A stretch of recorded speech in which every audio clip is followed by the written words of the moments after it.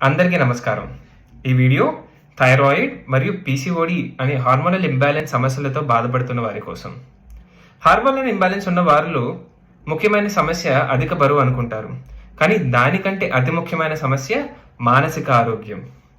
మీరు గనక గమనించినట్లయితే ఎవరికైతే ఈ హార్మోనల్ ఇంబ్యాలెన్స్ ఉంటుందో వాళ్ళు అతిగా ప్రతిదానికి స్పందించడం, ఎక్కువగా చిరాకు పడడం, చీటికి మాటికి కోప్పడడం అనేది సహజం. కావున మీ కుటుంబ సభ్యులలో ముఖ్యంగా మీ భార్యలకు కనుక ఈ సమస్యలు ఉన్నట్టయితే అర్థం చేసుకోవడానికి ప్రయత్నించండి. అయితే దీనికి పరిష్కారం లేదా? ఎందుకు లేదు? చక్కటి పరిష్కారం ఉంది.